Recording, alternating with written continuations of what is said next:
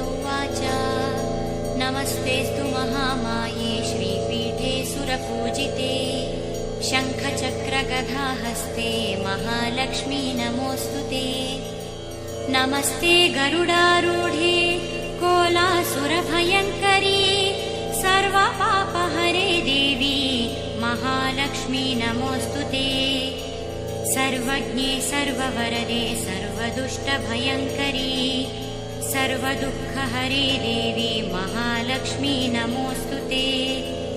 सिद्धिबुद्धिप्रदे देवी भुक्तिमुक्तिप्रदायिनी मन्त्रमूर्ते सदा देवी महालक्ष्मी नमोऽस्तु ते। आद्यन्तरहिते देवी आद्यशक्ति महेश्वरी योगज्ञे योगसम्भूते महालक्ष्मी नमोऽस्तु ते। स्थूलसूक्ष्ममहारौद्रे महाशक्ते महोदरे महापापहरे देवी महालक्ष्मी नमोऽस्तु ते। पद्मासनस्थिते देवी परब्रह्मस्वरूपिणी परमेशी जगन्मातः महालक्ष्मी नमोऽस्तु ते। श्वेताम्बरधरे देवी नानालङ्कारभूषिते जगत्स्थिते जगन्मातर्महालक्ष्मी नमोऽस्तु ते। महालक्ष्म्यष्टकस्तोत्रम् यः पठेत् भक्तिमान् नरः सर्वसिद्धिमवाप्नोति राज्यं प्राप्नोति सर्वदा।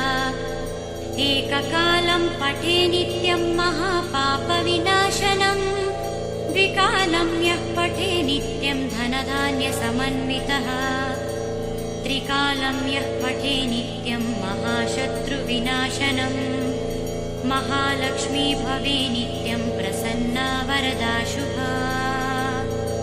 इति इन्द्रकृतः महालक्ष्म्यष्टकस्तवः सम्पूर्णः।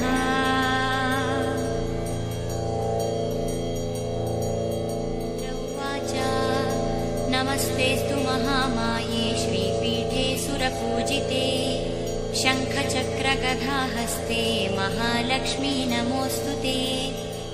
नमस्ते गरुडारूढे कोलासुरभयङ्करी सर्वपापहरे देवी महालक्ष्मी नमोऽस्तु ते। सर्वज्ञे सर्ववरदे सर्वदुष्टभयङ्करी सर्वदुःखहरे देवी महालक्ष्मी नमोऽस्तु ते। सिद्धिबुद्धिप्रदे देवी भुक्तिमुक्तिप्रदायिनी मन्त्रमूर्ते सदा देवी महालक्ष्मी नमोऽस्तु ते। आद्यन्तरहिते देवी आद्यशक्ति महेश्वरी योगज्ञे योगसम्भूते महालक्ष्मी नमोऽस्तु ते। स्थूलसूक्ष्ममहारौद्रे महाशक्ते महोदरे महापापहरे देवी महालक्ष्मी नमोऽस्तु ते। पद्मासनस्थिते देवी परब्रह्मस्वरूपिणी परमेशी जगन्मातः महालक्ष्मी नमोऽस्तु ते। श्वेताम्बरधरे देवी नानालङ्कारभूषिते जगत्स्थिते जगन्मातर्महालक्ष्मी नमोऽस्तु ते। महालक्ष्म्यष्टकस्तोत्रम् यः पठेत् भक्तिमान् नरः सर्वसिद्धिमवाप्नोति राज्यं प्राप्नोति सर्वदा। एककालं पठे नित्यं महापापविनाशनम् द्विकालं यः पठे नित्यं धनधान्यसमन्वितः त्रिकालं यः पठे नित्यं महाशत्रुविनाशनम् महालक्ष्मी भवे नित्यं प्रसन्ना वरदा शुभा। इति इन्द्रकृतः महालक्ष्म्यष्टकस्तवः सम्पूर्णः।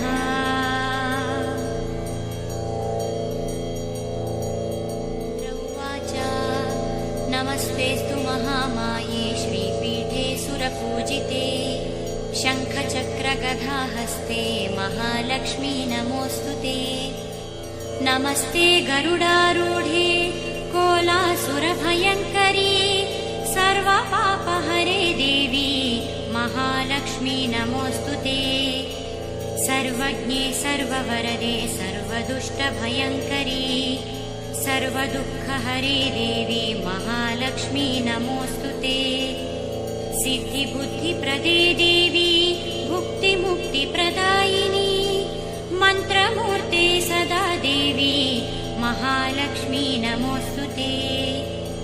आद्यन्तरहिते देवी आद्यशक्ति महेश्वरी योगज्ञे योगसम्भूते महालक्ष्मी नमोऽस्तुते। स्थूलसूक्ष्ममहारौद्रे महाशक्ते महोदरे महापापहरे देवी महालक्ष्मी नमोऽस्तुते। पद्मासनस्थिते देवी परब्रह्मस्वरूपिणी परमेशी जगन्मातः महालक्ष्मी नमोऽस्तुते। श्वेताम्बरधरे देवी नानालङ्कारभूषिते जगत्स्थिते जगन्मातर्महालक्ष्मी नमोऽस्तुते। महालक्ष्म्यष्टकस्तोत्रं यः पठेत् भक्तिमान् नरः सर्वसिद्धिमवाप्नोति राज्यं प्राप्नोति सर्वदा।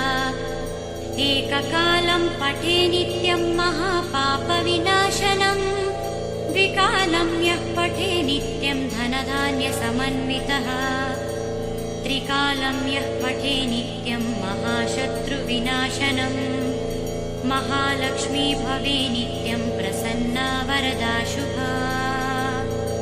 इति इन्द्रकृतः महालक्ष्म्यष्टकस्तवः सम्पूर्णः।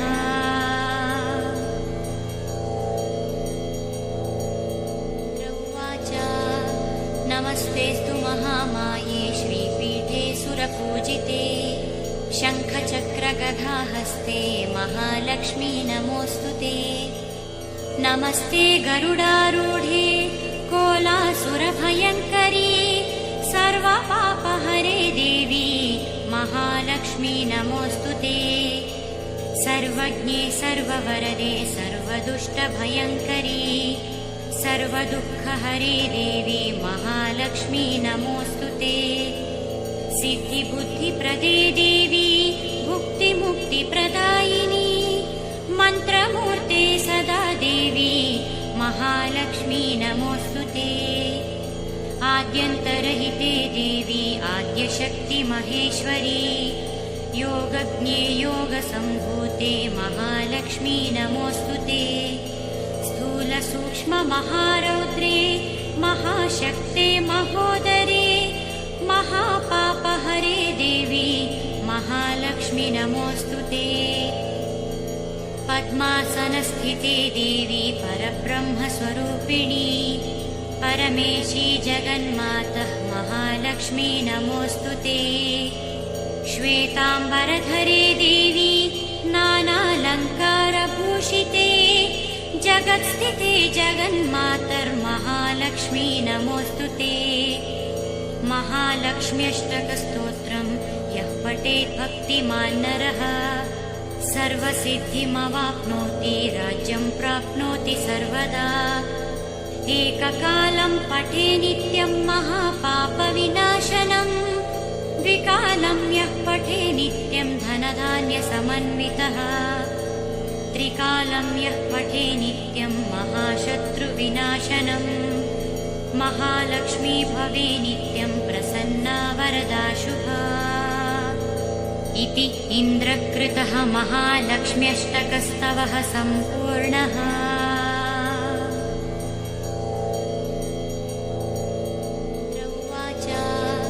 नमस्तेऽस्तु महामाये श्रीपीठे सुरपूजिते शङ्खचक्रगदाहस्ते महालक्ष्मी नमोऽस्तुते।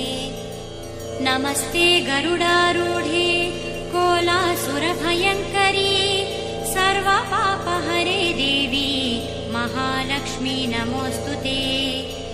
सर्वज्ञे सर्ववरदे सर्वदुष्टभयङ्करी सर्वदुःखहरे देवी महालक्ष्मी नमोऽस्तुते। सिद्धिबुद्धिप्रदे देवी भुक्तिमुक्तिप्रदायिनी मन्त्रमूर्ते सदा देवी महालक्ष्मी नमोऽस्तुते।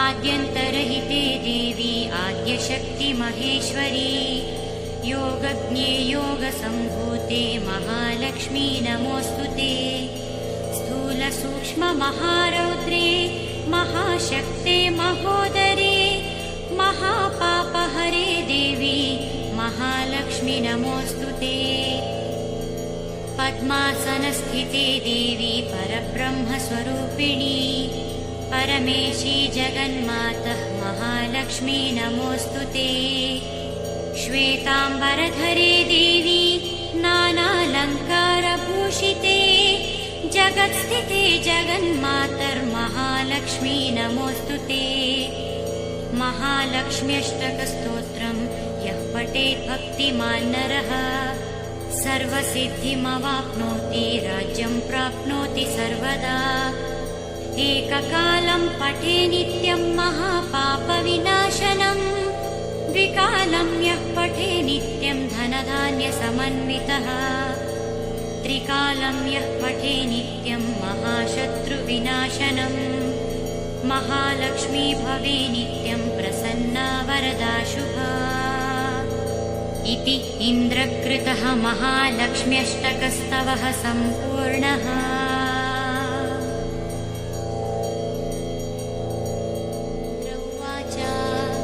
नमस्तेऽस्तु महामाये श्रीपीठे सुरपूजिते शङ्खचक्रगदाहस्ते महालक्ष्मी नमोऽस्तुते नमस्ते गरुडारूढे कोलासुरभयङ्करी सर्वपापहरे देवी महालक्ष्मी नमोऽस्तुते सर्वज्ञे सर्ववरदे सर्वदुष्टभयङ्करी सर्वदुःखहरे देवी महालक्ष्मी नमोऽस्तुते सिद्धिबुद्धिप्रदे देवी भुक्तिमुक्तिप्रदायिनी मन्त्रमूर्ते सदा देवी महालक्ष्मी नमोऽस्तुते आद्यन्तरहिते देवी आद्यशक्तिमहेश्वरी योगज्ञे योगसम्भूते महालक्ष्मी नमोऽस्तुते स्थूलसूक्ष्ममहारौद्रे महाशक्ते महोदरे महापापहरे देवी महालक्ष्मी नमोऽस्तुते पद्मासनस्थिते देवी परब्रह्मस्वरूपिणी परमेशी जगन्मातः महालक्ष्मी नमोऽस्तुते श्वेताम्बरधरे देवी नानालङ्कारभूषिते जगत्स्थिते जगन्मातर्महालक्ष्मी नमोऽस्तुते महालक्ष्म्यष्टकस्तोत्रं यः पठेत् भक्तिमान् नरः सर्वसिद्धिमवाप्नोति राज्यं प्राप्नोति सर्वदा एककालं पठे नित्यं महापापविनाशनम् द्विकालं यः पठे नित्यं धनधान्यसमन्वितः त्रिकालं यः पठे नित्यं महाशत्रुविनाशनम् महालक्ष्मी भवे नित्यं प्रसन्ना वरदा शुभा इति इन्द्रकृतः महालक्ष्म्यष्टकस्तवः सम्पूर्णः।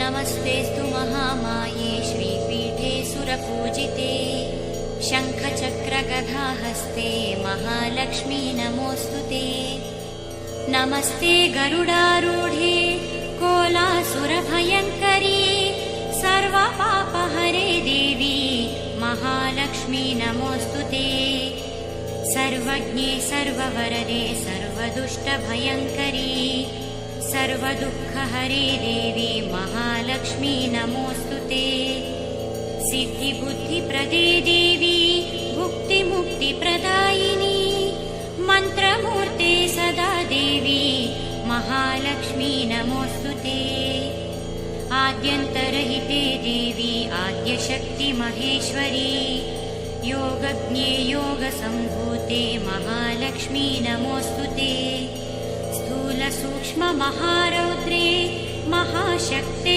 महोदरे महापापहरे देवी महालक्ष्मी नमोऽस्तुते पद्मासनस्थिते देवी परब्रह्मस्वरूपिणी परमेशी जगन्मातः महालक्ष्मी नमोऽस्तु ते। श्वेताम्बरधरे देवी नानालङ्कारभूषिते जगत्स्थिते जगन्मातर्महालक्ष्मी नमोऽस्तु ते। महालक्ष्म्यष्टकस्तोत्रं यः पठेत् भक्तिमान् नरः सर्वसिद्धिमवाप्नोति राज्यं प्राप्नोति सर्वदा। एककालं पठे नित्यं महापापविनाशनम् द्विकालं यः पठे नित्यं धनधान्यसमन्वितः त्रिकालं यः पठे नित्यं महाशत्रुविनाशनम् महालक्ष्मी भवे नित्यं प्रसन्ना वरदा शुभा। इति इन्द्रकृतः महालक्ष्म्यष्टकस्तवः सम्पूर्णः।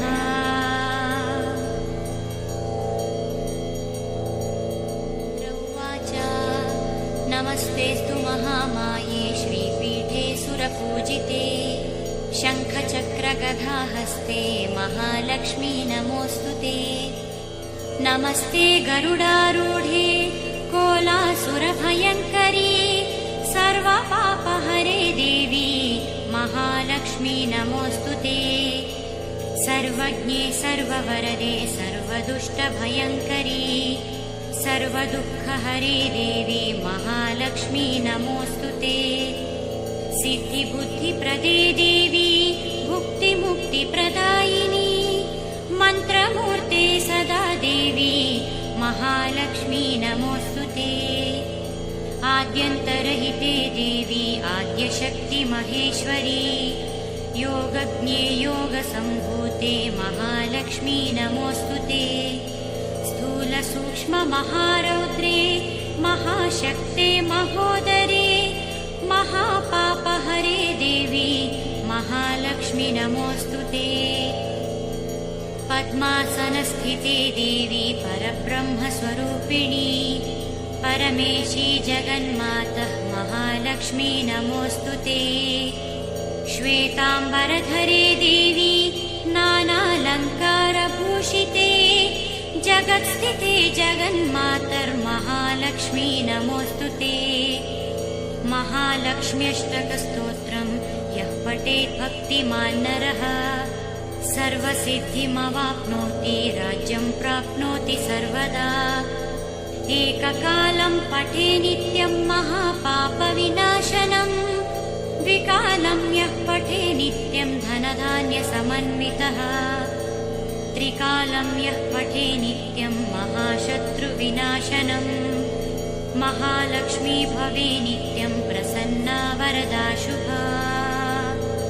इति इन्द्रकृतः महालक्ष्म्यष्टकस्तवः सम्पूर्णः।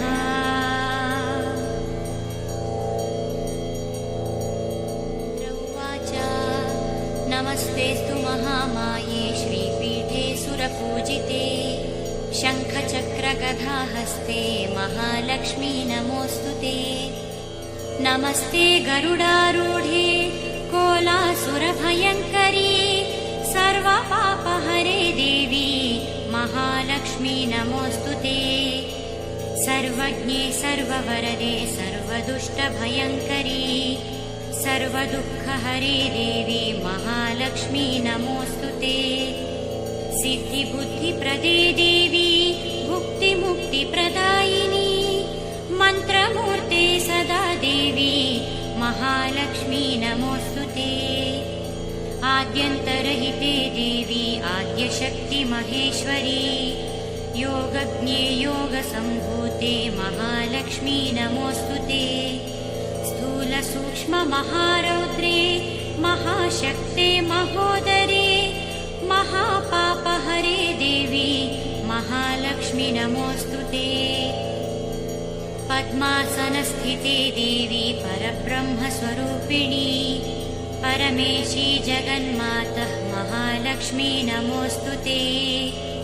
श्वेताम्बरधरे देवी नानालङ्कारभूषिते जगत्स्थिते जगन्मातर्महालक्ष्मी नमोऽस्तु ते। महालक्ष्म्यष्टकस्तोत्रं यः पठेत् भक्तिमान् नरः सर्वसिद्धिमवाप्नोति राज्यं प्राप्नोति सर्वदा एककालं पठे नित्यं महापापविनाशनम् द्विकालं यः पठे नित्यं धनधान्यसमन्वितः त्रिकालं यः पठे नित्यं महाशत्रुविनाशनम् महालक्ष्मी भवे नित्यं प्रसन्ना वरदा शुभा इति इन्द्रकृतः महालक्ष्म्यष्टकस्तवः सम्पूर्णः।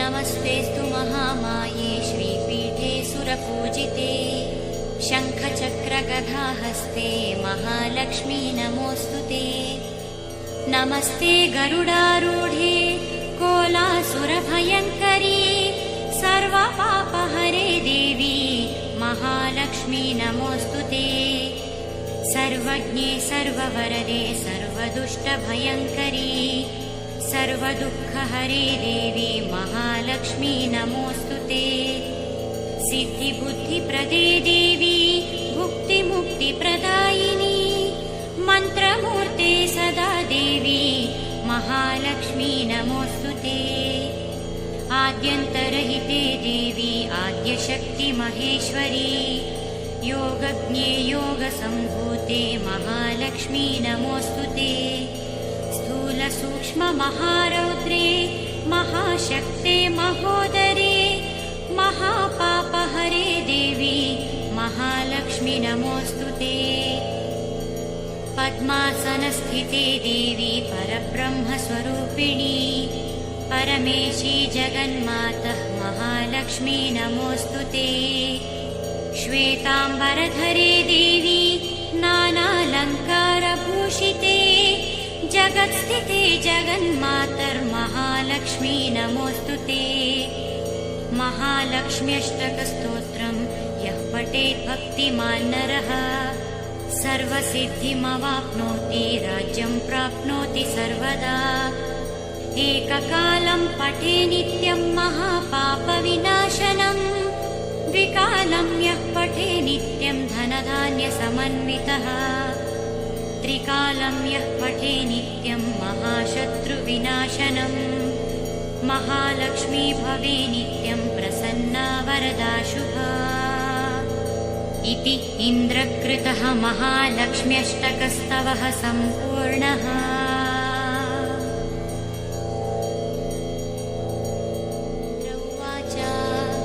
नमस्तेस्तु महामाये श्रीपीठे सुरपूजिते शङ्खचक्रगदाहस्ते महालक्ष्मी नमोऽस्तुते नमस्ते गरुडारूढे कोलासुरभयङ्करी सर्वपापहरे देवी महालक्ष्मी नमोऽस्तुते सर्वज्ञे सर्ववरदे सर्वदुष्टभयङ्करी सर्वदुःखहरे देवी महालक्ष्मी नमोऽस्तुते सिद्धिबुद्धिप्रदे देवी भुक्तिमुक्तिप्रदायिनी मन्त्रमूर्ते सदा देवी महालक्ष्मी नमोऽस्तुते आद्यन्तरहिते देवी आद्यशक्ति महेश्वरी योगज्ञे योगसम्भूते महालक्ष्मी नमोऽस्तुते स्थूलसूक्ष्ममहारौद्रे महाशक्ते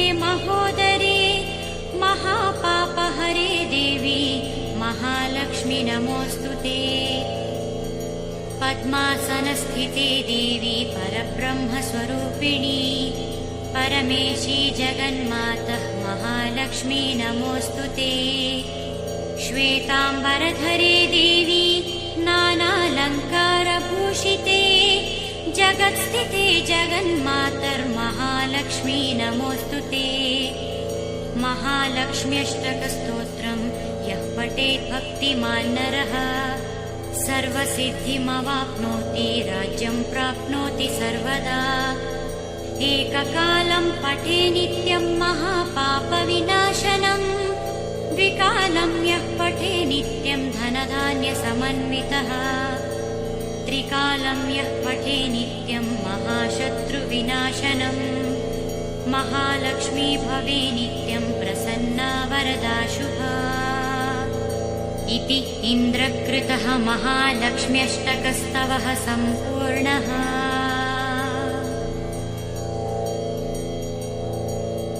उवाच नमस्तेऽस्तु महामाये श्रीपीठे सुरपूजिते शङ्खचक्रगदाहस्ते महालक्ष्मी नमोऽस्तु ते।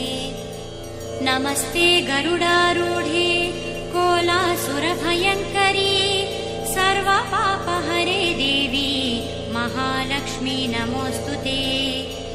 सर्वज्ञे सर्ववरदे सर्वदुष्टभयङ्करी सर्वदुःखहरे देवी महालक्ष्मी नमोऽस्तु ते।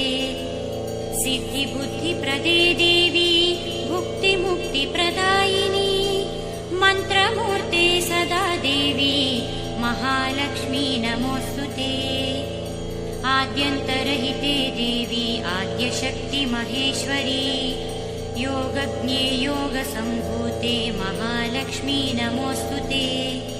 स्थूलसूक्ष्ममहारौद्रे महाशक्ते महोदरे महापापहरे देवी महालक्ष्मी नमोऽस्तु ते।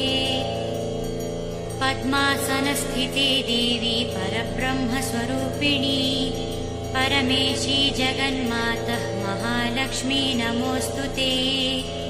श्वेताम्बरधरे देवी नानालङ्कारभूषिते जगत्स्थिते जगन्मातर्महालक्ष्मी नमोऽस्तु ते। महालक्ष्म्यष्टकस्तोत्रं यः पठेत् भक्तिमान् नरः सर्वसिद्धिमवाप्नोति राज्यं प्राप्नोति सर्वदा। एककालं पठे नित्यं महापापविनाशनम् द्विकालं यः पठे नित्यं धनधान्यसमन्वितः त्रिकालं यः पठे नित्यं महाशत्रुविनाशनम् महालक्ष्मी भवे नित्यं प्रसन्ना वरदा शुभा। इति इन्द्रकृतः महालक्ष्म्यष्टकस्तवः सम्पूर्णः।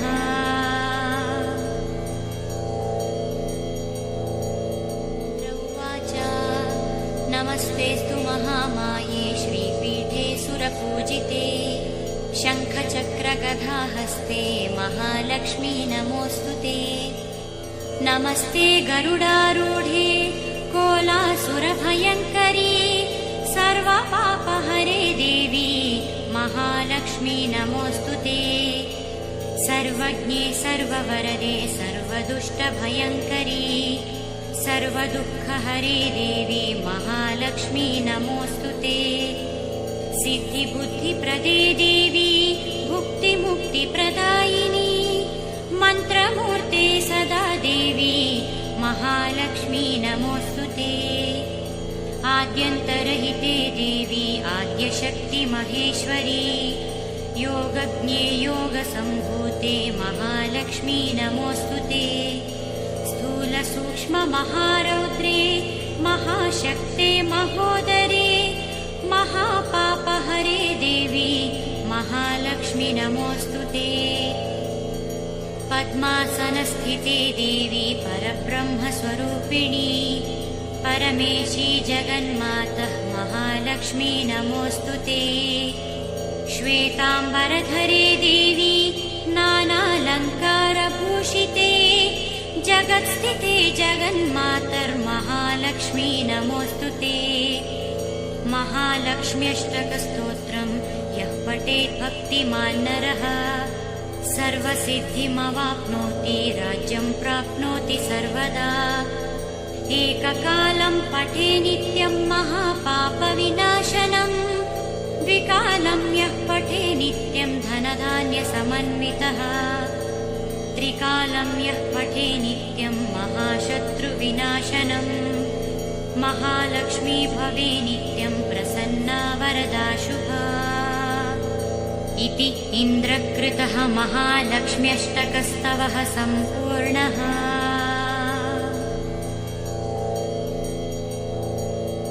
उवाच नमस्तेऽस्तु महामाये श्रीपीठे सुरपूजिते शङ्खचक्रगदाहस्ते महालक्ष्मी नमोऽस्तुते।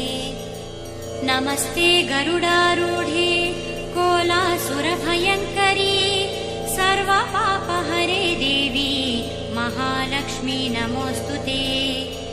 सर्वज्ञे सर्ववरदे सर्वदुष्टभयङ्करी सर्वदुःखहरे देवी महालक्ष्मी नमोऽस्तुते। सिद्धिबुद्धिप्रदे देवी भुक्तिमुक्तिप्रदायिनी मन्त्रमूर्ते सदा देवी महालक्ष्मी नमोऽस्तुते। आद्यन्तरहिते देवी आद्यशक्ति महेश्वरी योगज्ञे योगसम्भूते महालक्ष्मी नमोऽस्तुते।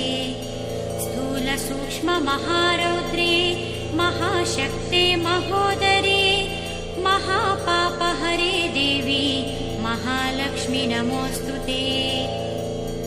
पद्मासनस्थिते देवी परब्रह्मस्वरूपिणी परमेशी जगन्मातः महालक्ष्मी नमोऽस्तुते। श्वेताम्बरधरे देवी नानालङ्कारभूषिते जगत्स्थिते जगन्मातर्महालक्ष्मी नमोऽस्तुते। महालक्ष्म्यष्टकस्तोत्रं यः पठेत् भक्तिमान् नरः सर्वसिद्धिमवाप्नोति राज्यं प्राप्नोति सर्वदा। एककालं पठे नित्यं महापापविनाशनम् द्विकालं यः पठे नित्यं धनधान्यसमन्वितः त्रिकालं यः पठे नित्यं महाशत्रुविनाशनम् महालक्ष्मी भवे नित्यं प्रसन्ना वरदा शुभा। इति इन्द्रकृतः महालक्ष्म्यष्टकस्तवः सम्पूर्णः।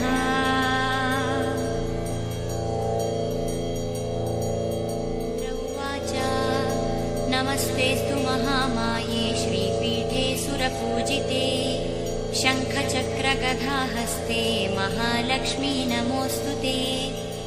नमस्ते गरुडारूढे कोलासुरभयङ्करी सर्वपापहरे देवी महालक्ष्मी नमोऽस्तुते।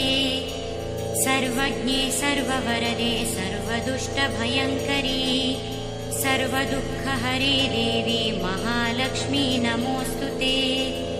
सिद्धिबुद्धिप्रदे देवी भुक्तिमुक्तिप्रदायिनी मन्त्रमूर्ते सदा देवी महालक्ष्मी नमोऽस्तुते।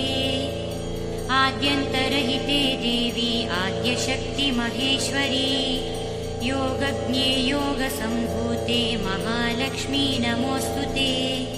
स्थूलसूक्ष्ममहारौद्रे महाशक्ते महोदरे महापापहरे देवी महालक्ष्मी नमोऽस्तुते। पद्मासनस्थिते देवी परब्रह्मस्वरूपिणी परमेशी जगन्मातः महालक्ष्मी नमोऽस्तुते। श्वेताम्बरधरे देवी नानालङ्कारभूषिते जगत्स्थिते जगन्मातर्महालक्ष्मी नमोऽस्तुते। महालक्ष्म्यष्टकस्तोत्रं यः पठेत् भक्तिमान् नरः सर्वसिद्धिमवाप्नोति राज्यं प्राप्नोति सर्वदा। एककालं पठे नित्यं महापापविनाशनम् द्विकालं यः पठे नित्यं धनधान्यसमन्वितः त्रिकालं यः पठे नित्यं महाशत्रुविनाशनम् महालक्ष्मी भवे नित्यं प्रसन्ना वरदा शुभा। इति इन्द्रकृतः महालक्ष्म्यष्टकस्तवः सम्पूर्णः।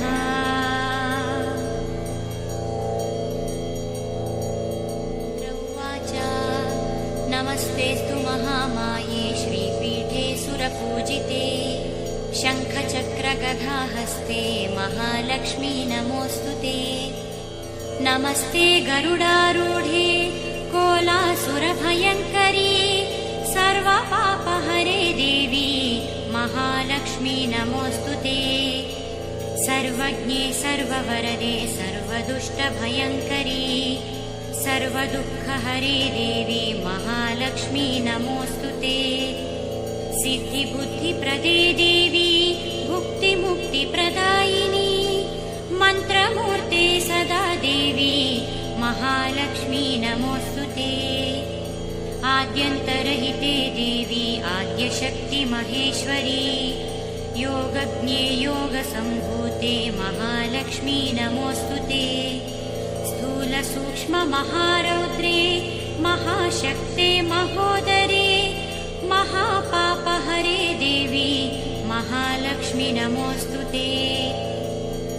पद्मासनस्थिते देवी परब्रह्मस्वरूपिणी परमेशी जगन्मातः महालक्ष्मी नमोऽस्तुते। श्वेताम्बरधरे देवी नानालङ्कारभूषिते जगत्स्थिते जगन्मातर्महालक्ष्मी नमोऽस्तुते। महालक्ष्म्यष्टकस्तोत्रम् यः पठेत् भक्तिमान् नरः सर्वसिद्धिमवाप्नोति राज्यं प्राप्नोति सर्वदा। एककालं पठे नित्यं महापापविनाशनम् द्विकालं यः पठे नित्यं धनधान्यसमन्वितः त्रिकालं यः पठे नित्यं महाशत्रुविनाशनम् महालक्ष्मी भवे नित्यं प्रसन्ना वरदा शुभा।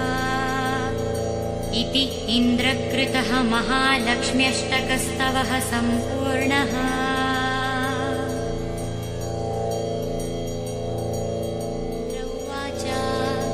नमस्तेस्तु महामाये श्रीपीठे सुरपूजिते शङ्खचक्रगदाहस्ते महालक्ष्मी नमोऽस्तुते।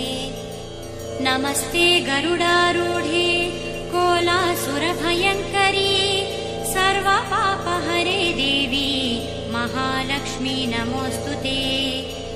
सर्वज्ञे सर्ववरदे सर्वदुष्टभयङ्करी सर्वदुःखहरे देवी महालक्ष्मी नमोऽस्तुते। सिद्धिबुद्धिप्रदे देवी भुक्तिमुक्तिप्रदायिनी मन्त्रमूर्ते सदा देवी महालक्ष्मी नमोऽस्तुते। आद्यन्तरहिते देवी आद्यशक्ति महेश्वरी योगज्ञे योगसम्भूते महालक्ष्मी नमोऽस्तुते। स्थूलसूक्ष्ममहारौद्रे महाशक्ते महोदरे महापापहरे देवी महालक्ष्मी नमोऽस्तुते। पद्मासनस्थिते देवी परब्रह्मस्वरूपिणी परमेशी जगन्मातः महालक्ष्मी नमोऽस्तुते। श्वेताम्बरधरे देवी नानालङ्कारभूषिते जगत्स्थिते जगन्मातर्महालक्ष्मी नमोऽस्तुते। महालक्ष्म्यष्टकस्तोत्रम् यः पठेत् भक्तिमान् नरः सर्वसिद्धिमवाप्नोति राज्यं प्राप्नोति सर्वदा। एककालं पठे नित्यं महापापविनाशनम् द्विकालं यः पठे नित्यं धनधान्यसमन्वितः त्रिकालं यः पठे नित्यं महाशत्रुविनाशनम् महालक्ष्मी भवे नित्यं प्रसन्ना वरदा शुभा। इति इन्द्रकृतः महालक्ष्म्यष्टकस्तवः सम्पूर्णः।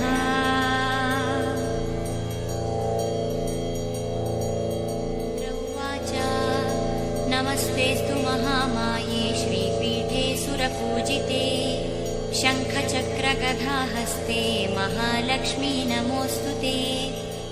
नमस्ते गरुडारूढे कोलासुरभयङ्करी सर्वपापहरे देवी महालक्ष्मी नमोऽस्तुते। सर्वज्ञे सर्ववरदे सर्वदुष्टभयङ्करी सर्वदुःखहरे देवी महालक्ष्मी नमोऽस्तुते। सिद्धिबुद्धिप्रदे देवी भुक्तिमुक्तिप्रदायिनी मन्त्रमूर्ते सदा देवी महालक्ष्मी नमोऽस्तुते। आद्यन्तरहिते देवी आद्यशक्ति महेश्वरी योगज्ञे योगसम्भूते महालक्ष्मी नमोऽस्तुते। स्थूलसूक्ष्ममहारौद्रे महाशक्ते महोदरे महापापहरे देवी महालक्ष्मी नमोऽस्तुते। पद्मासनस्थिते देवी परब्रह्मस्वरूपिणी परमेशी जगन्मातः महालक्ष्मी नमोऽस्तुते। श्वेताम्बरधरे देवी नानालङ्कारभूषिते जगत्स्थिते जगन्मातर्महालक्ष्मी नमोऽस्तुते। महालक्ष्म्यष्टकस्तोत्रम् यः पठेत् भक्तिमान् नरः सर्वसिद्धिमवाप्नोति राज्यं प्राप्नोति सर्वदा। एककालं पठे नित्यं महापापविनाशनम् द्विकालं यः पठे नित्यं धनधान्यसमन्वितः त्रिकालं यः पठे नित्यं महाशत्रुविनाशनम् महालक्ष्मी भवे नित्यं प्रसन्ना वरदा शुभा। इति इन्द्रकृतः महालक्ष्म्यष्टकस्तवः सम्पूर्णः।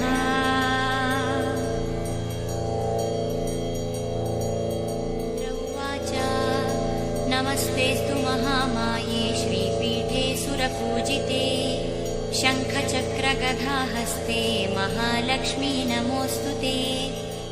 नमस्ते गरुडारूढे कोलासुरभयङ्करी सर्वपापहरे देवी महालक्ष्मी नमोऽस्तुते।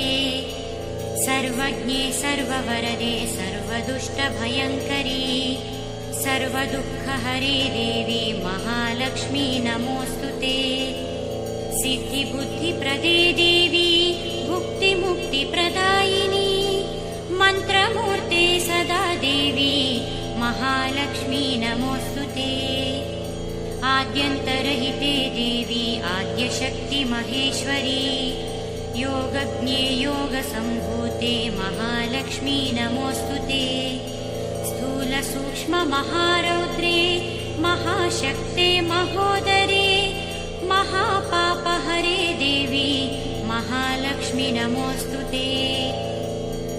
पद्मासनस्थिते देवी परब्रह्मस्वरूपिणी परमेशी जगन्मातः महालक्ष्मी नमोऽस्तुते।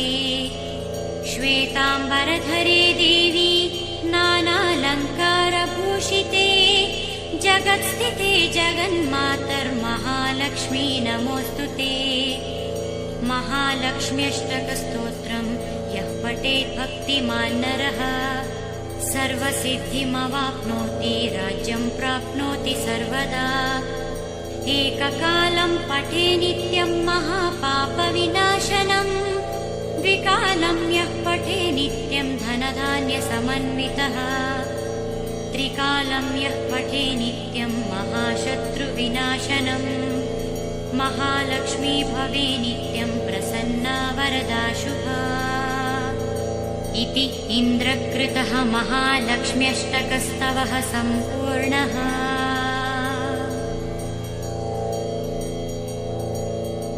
उवाच नमस्तेऽस्तु महामाये श्रीपीठे सुरपूजिते शङ्खचक्रगदाहस्ते महालक्ष्मी नमोऽस्तुते।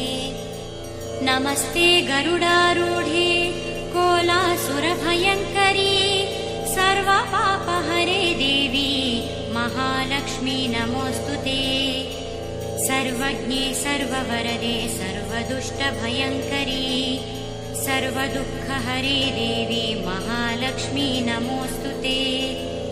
सिद्धिबुद्धिप्रदे देवी भुक्तिमुक्तिप्रदायिनी मन्त्रमूर्ते सदा देवी महालक्ष्मी नमोऽस्तुते। आद्यन्तरहिते देवी आद्यशक्तिमहेश्वरी योगज्ञे योगसम्भूते महालक्ष्मी नमोऽस्तुते। स्थूलसूक्ष्ममहारौद्रे महाशक्ते महोदरे महापापहरे देवी महालक्ष्मी नमोऽस्तुते। पद्मासनस्थिते देवी परब्रह्मस्वरूपिणी परमेशी जगन्मातः महालक्ष्मी नमोऽस्तुते। श्वेताम्बरधरे देवी नानालङ्कारभूषिते, जगत्स्थिते जगन्मातर्महालक्ष्मी नमोऽस्तुते। महालक्ष्म्यष्टकस्तोत्रम् यः पठेत् भक्तिमान् नरः, सर्वसिद्धिमवाप्नोति, राज्यं प्राप्नोति सर्वदा। एककालं पठे नित्यं महापापविनाशनम्, द्विकालं यः पठे नित्यं धनधान्यसमन्वितः, त्रिकालं यः पठे नित्यं महाशत्रुविनाशनम्। महालक्ष्मी भवे नित्यं प्रसन्ना वरदा शुभा। इति इन्द्रकृतः महालक्ष्म्यष्टकस्तवः सम्पूर्णः।